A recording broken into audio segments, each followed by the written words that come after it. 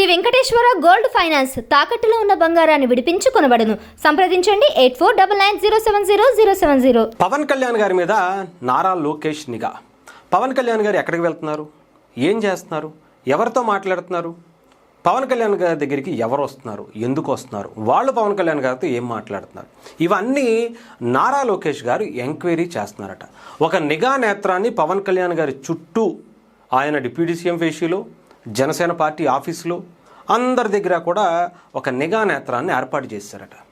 ఇది ఒక ఉంటారు కదా, అరికాల్లోనో లేదా మోకాల్లోనో ఉండేటువంటి మైండ్ సెట్ ఉండేటువంటి ఒక బ్యాచ్ ఒకటి ఉంటుంది. అది ఈ వార్తను ప్రసారం చేసింది.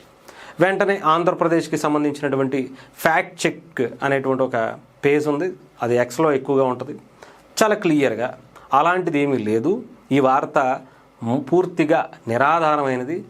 పవన్ కళ్యాణ్ గారు ఆయన హ్యాపీగా ఆయన స్వచ్ఛంగా ఆయన చేసుకునేటువంటి హక్కు అధికారాలు ఆయనకున్నాయి. అక్కడ ఆయన మీదే నిఘా ఏర్పాటు చేయాల్సినటువంటి అవసరం లేదు.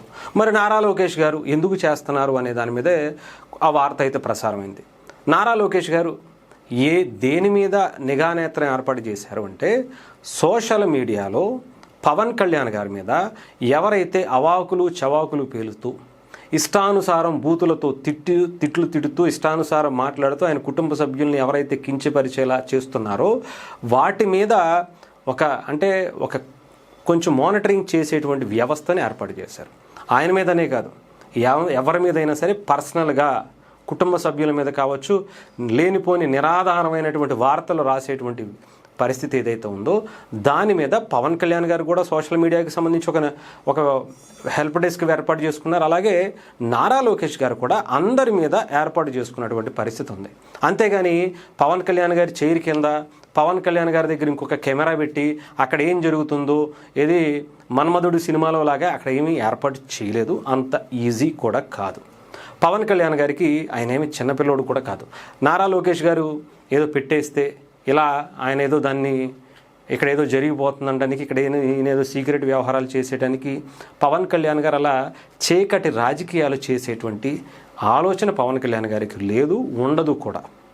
అది గుర్తుపెట్టుకోవాలి. అంతేగాని ఎంతసేపు కూటమిని విడగొట్టాలి అంటే ఇలాంటి వార్తలు వడ్డించే ముందు కాస్తైనా సరే పవన్ కళ్యాణ్ గారి వ్యక్తిత్వం ఏంటి, నారా లోకేష్ గారి వ్యక్తిత్వం ఏంటి, నిజంగానే అలా చేసేటువంటి పరిస్థితులు ఉంటాయా, అవకాశం ఉందా, పవన్ కళ్యాణ్ గారి ఆఫీసులో అలాంటి పరిస్థితి ఉందా, జనసేన ఆఫీసులో అలాంటి పరిస్థితి ఉందా, పవన్ కళ్యాణ్ గారి చుట్టూ ఉండేటువంటి వ్యక్తులు ఎలాంటి వాళ్ళు, లేదంటే నారా లోకేష్ గారు ఇక్కడ పెడితే పవన్ కళ్యాణ్ గారు నిజంగానే దాన్ని గమనించలేనటువంటి పరిస్థితి ఉందా అనేది కాస్తైనా సరే, అంటే మైండ్ ఇక్కడ ఉంటే పనిచేస్తుంది, మోకాల్లో ఉంటే సగమే పనిచేస్తుంది, అరికాల్లో ఉంటే మొత్తానికి పనిచేయదు.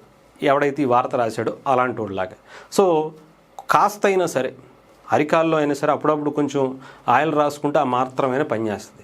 నిజంగానే అలాంటి వ్యవస్థ పెట్టుకునేటువంటి పరిస్థితి ఉంటుందా చెప్పండి? తెలుసుకోవాలనుకుంటే డైరెక్ట్గానే తెలుసుకోవచ్చు.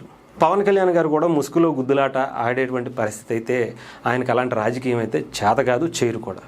ఏదైనా ఉంటే ఫేస్ టు ఫేసే ఉంటుంది. పవన్ కళ్యాణ్ గారికి సపరేట్ ఇంటెలిజెన్స్ వ్యవస్థ ఉంటుంది.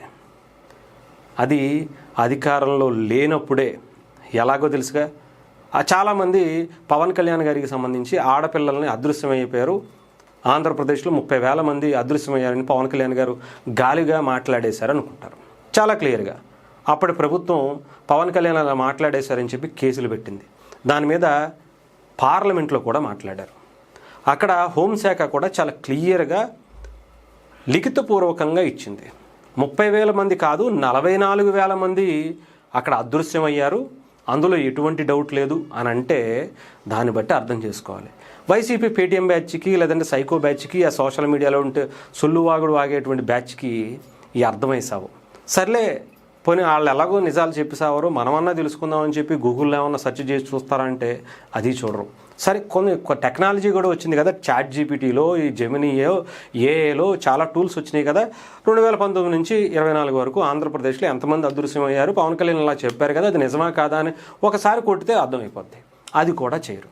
అంటే పవన్ కళ్యాణ్ గారికి ఎంత ఇంటెలిజెన్స్ వ్యవస్థ ఉంటుంది.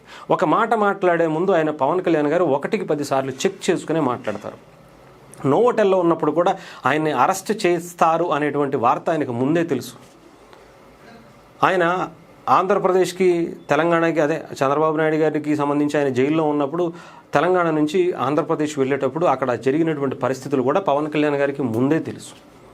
అంటే సపరేట్ ఇంటెలిజెన్స్ వ్యవస్థ పవన్ కళ్యాణ్ గారు ఎప్పుడు ఏర్పరచుకుంటారు. అది పార్టీలో జరిగేటువంటి ప్రతి కార్యకర్త విషయంలో కూడా పవన్ కళ్యాణ్ గారికి సంబంధించి పార్టీలో ఏం జరుగుతుందో ఆయనకి తెలియదయ్యా అనుకుంటారు, కానీ తెలుసు. అది రీసెంట్గా మనకు తెలుసు, జనసేన పార్టీకి సంబంధించి పార్లమెంటు కమిటీలో కొన్ని వేశారు.